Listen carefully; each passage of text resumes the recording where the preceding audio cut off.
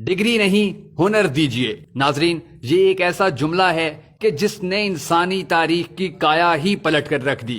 کیسے اور کب، آئیے آپ کو بھی بتاتے ہیں۔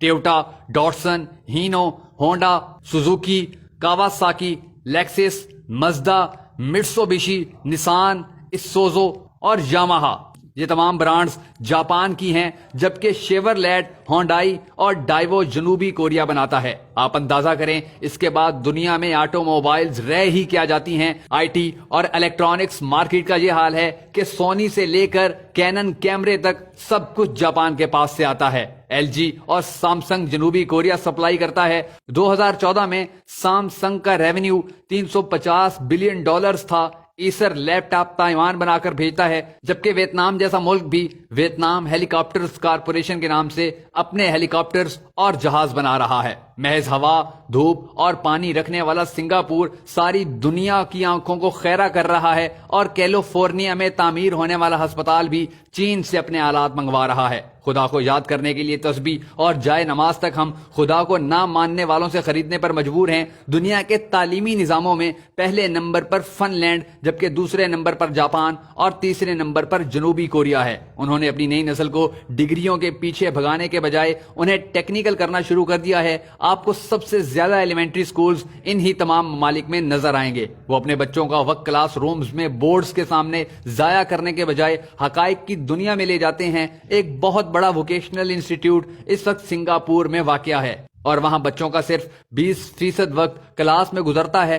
باقی 80% وقت بچے اپنے اپنے شعبوں میں آٹو موبائلز اور آئی ٹی کی چیزوں سے کھیلتے گزارتے ہیں۔ دوسری طرف آپ ہمارے تعلیمی نظام اور ہمارے بچوں کا حال بھی ملاحظہ کیجئے۔ پاکستان میں بی کام، ایم کام اور انجینئرنگ کے سینکڑوں شعبہ جات میں بے تحاشا ڈگریاں، اور اس کے علاوہ 4 سال تک کلاس رومز میں CGPA کے لیے خوار ہوتے لڑکیاں اور لڑکے کون سا تیر مار رہے ہیں۔ آپ یقین کریں، ہم صرف دھرتی پر ڈگری شدہ انسانوں کے بوجھ میں اضافہ کر رہے ہیں۔ یہ تمام ڈگری شدہ نوجوان ملک کو $1 تک کی پروڈکٹ دینے کے قابل نہیں ہیں۔ ان کی ساری تگو دو اور ڈگری کا حاصل محض ایک معصوم سی نوکری ہے، اور بس۔ ہم اس قدر ویژنری ہیں کہ ہم لیپ ٹاپ اسکیم پر ہر سال 200 ارب روپے خرچ کر دیتے ہیں، لیکن لیپ ٹاپ کی انڈسٹری لگانے کو تیار نہیں ہیں۔ آپ ہمارے ویژنری پن کا اندازہ اس بات سے لگائیں کہ پوری قوم سی پیک کے انتظار میں صرف اس لیے ہے کہ ہمیں چائنا سے گوادر تک 2000 کلومیٹر کے راستوں میں ڈھابے کے ہوٹل اور پنکچر کی دکانیں کھولنے کو مل جائیں گی، اور ہم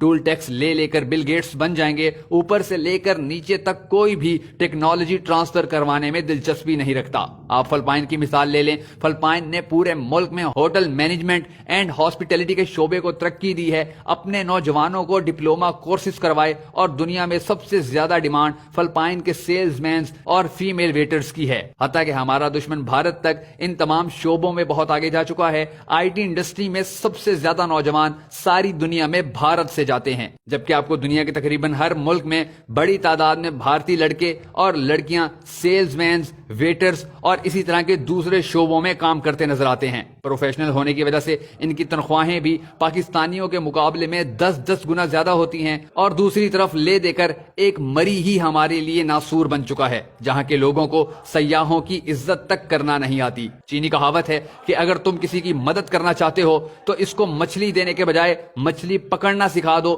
چینیوں کو تو یہ بات سمجھ میں آ چکی ہے، اے کاش کہ ہمیں بھی یہ بات سمجھ آ جائے۔ حضرت علی نے فرمایا تھا کہ ہنرمند آدمی کبھی بھوکا نہیں مرتا۔ خدا را اپنے ملک میں ڈگری زدہ لوگوں کی تعداد بڑھانے کے بجائے ہنرمند پیدا کیجیے۔